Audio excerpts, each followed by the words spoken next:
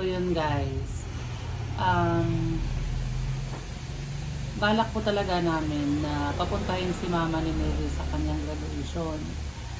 At inisip ko din po na makipag-coordinate ako kay Sir Paul. Syempre,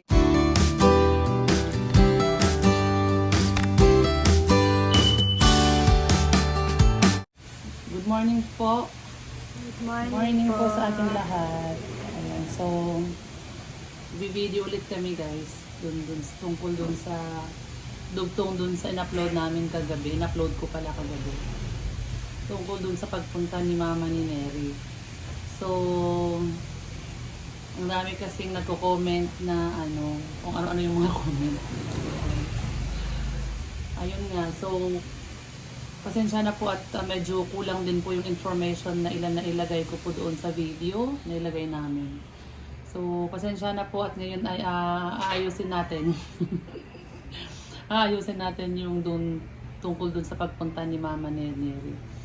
So, ganito yun guys. Balak po talaga namin na papuntahin si Mama ni Neri sa kanyang graduation. At inisip ko din po na makipag-coordinate ako kay Sir Paul. Syempre, kasi di ba po yung pagpunta ni Mama ni Neri dito ay syempre hindi pa siya marunong magbiyahe mag-isa. So, inisip ko po yun na makikipag-coordinate po ako kay Sir Paul. Pero, inantay ko po muna na syempre masabi ni Neri kung kailan ang graduation. Kasi para at least yun yung masabi natin kay Sir Paul. Nung nagsabi na si Neri sa amin na graduation nila is March 27. So, ayan. Hindi ko agad na inform si Sir Paul tungkol doon. Nung pagkasabi ni Neri, hindi ko agad sinabi kay Sir Paul yung date. So, kailan ko lang sinabi kay Sir Paul yung date ng graduation ni Neri. Tapos nung nag-usap po kami ni Sir Paul, nakapag-book na po pala sila kasi papunta sila ng Mindoro. March 16 po yung booking nila na magbabarko po sila lahat ng PB team. So ibig sabihin lahat po ng PB team ay kasama ni Sir Paul magbabarko papuntang Mindoro. Papunta dito sa Manila kasi punta daw silang Mindoro guys. So inisip ko naman po, sabi ko pwede naman pong, kasi nagsabi naman po si Sir Paul na pwede naman daw po nilang isabay si Mama ni Neri.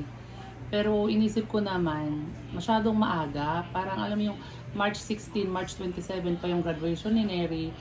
So sabi ko parang masyadong maaga pa. At syempre yung mga araw na yan, marami pang magagawa si Mama ni Neri doon. Diba? Kaya nga sabi ko wag na lang po siguro na wag na lang pong isabay wag na lang po siyang makisabay kay Sir Paul at gagawa na lang ng paraan na makahanap kami ng makakasama ng sasama sa kanya ba.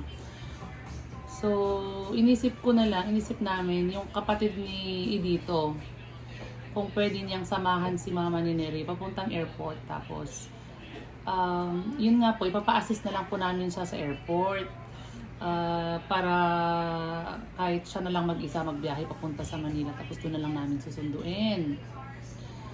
So yun po yung kung bakit hindi, yun po yung dahilan kung bakit hindi walang PB team ang makakasama kay Mama ni Neri. Baka may subscriber na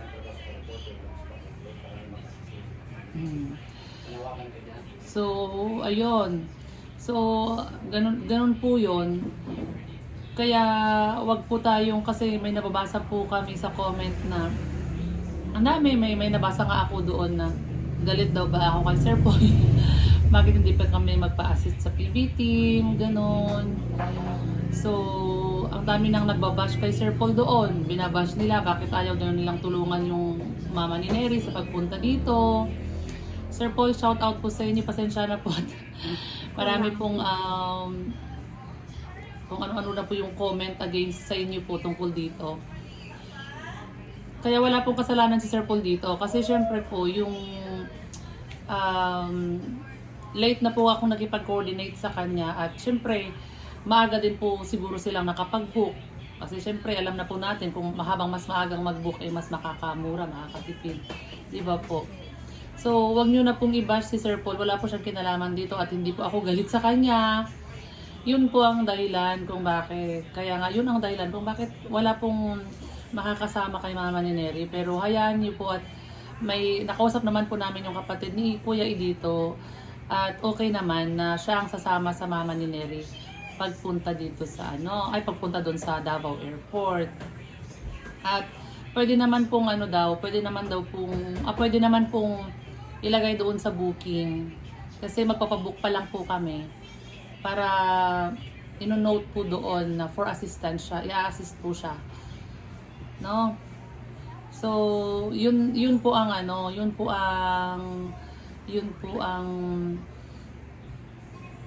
masasabi namin tungkol doon sa sa upload ko kagabi. So, sa mga nagbabash dyan ng kung ano-anong pinagko-comment kay Sir Paul, sa akin, di ba? Yung parang, ay nako po, parang basta, ang hirap magsalita po. Pero yun nga po, wala pong kasalanan ng PB team dito. Kasi syempre po, may nauna na po silang booking tapos late na po Late dahil po i-announce po kung kailan po yung graduation po namin. Kaya po yun. Kaya po late po nakapagsabi si Mama. Kasi iniintay po ni Mama kung kailan po yung graduation po namin. So yun nga, yung kasi yung inaantay ko bago ako nakipag-coordinate. So yun nga, siguro maaga na po silang nag-book.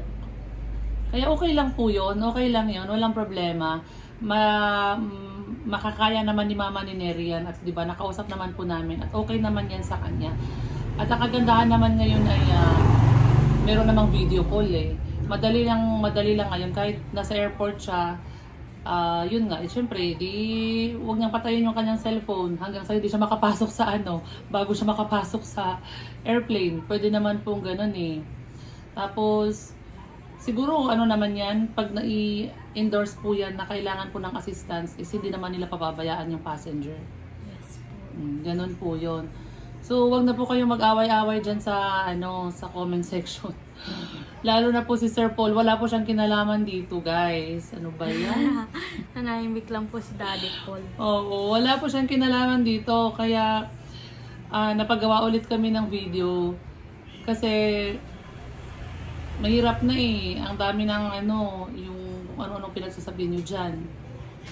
Gawin pa po tayo ng issue.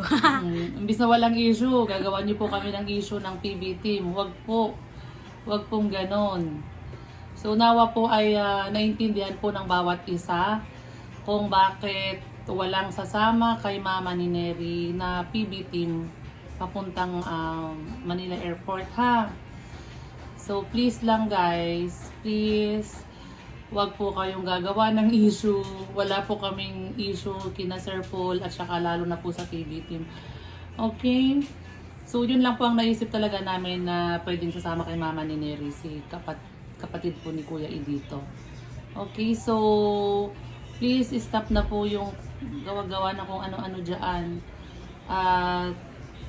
Mga masasakit na salita. Okay? Ang aga-aga, dami ng kung ano-ano yung mga pinagsasabi nyo dyan. Happy lang. O, di ba? At may nabasa pa akong isa doon na yun. Dapat daw isama si Inday. Si Inday, hindi po. Gawa nga po, wala pa po siyang birth. And then, takot din po yun sa maraming tao po. Baka po iiyak po siya sa airport. Kahit po dito, iiyak din po yun. Kasi ayun niya po talaga ng maraming tao. Hindi po siya sanay sa maraming tao po. Like po kay Daniel. Takot po sa mga tao. Pag po sa bundok. Pag nasanay sa bundok na walang nakikitang maraming tao. Opo. At saka pati daw si Papa mo. Ay, si Papa, wala po kasi hatid ng kapatid ko po, nag-school po po Walang kasi. magbabantay sa mga kapatid ni Neri, lalo na may iiwan si Inday doon. Opo. Kasi po, may ano po, kapatid ko po, inahatid po kasi malayo din po school po noon ng mga kapatid ko po. Kaya po, kailangan pa po inahatid po ni Papa. Malayo po kasi. Hindi naman po pwede na makipagsabay sabay po sila sa mga pinsan ko po. Gawa nga po, marami din po sila. Hindi po kasi sa motor po nila. Kaya po, hindi po sasama si Papa. Hindi, mahirap din yun na walang maiwan dun sa mga kapatid mo, walang walang mag-aasikaso sa kanila. Opo. Mahirap yun. So, ano pa yung mga ibang nakita ko doon sa comment? Sasagutin na natin. Balak po kasi namin, mamayang gabi na po kami mag-live para masagot lahat ng mga tanong nyo doon. Nga lang, parang hindi na ako mapakali. Hindi na ako mapakali. Ang dami-dami ng comment ng kung ano-ano na yung pinagsasabi doon. Baka i-chat na mamaya ni Daddy po si Mama. Anong ginawa ko sa'yo? Baka mamaya mapagalitan na ako ni Sir Paul nito. Kaya nga sabi ko, mag-video na tayo, Neri, at para matigil na tong issue nila. No. So, ayun guys. Nawa ay naintindihan nyo na po, ha? Please po, tumigil na po sa pag-comment ng kung ano-anong hindi maganda, lalo na po sa kay Sir Paul at saka sa mga PB team. Okay? So, yun lang po. Maraming salamat po at have a good day. God bless us all. Bye-bye po. Bye-bye po. At papasok pa si Neri. Magre-ready na siya. Yes po. Okay, bye-bye. Po. Baka po may nagtrabaho po dyan sa Davao Airport and naiyan na pwede pong tumulong kay Mama po. Thank you po.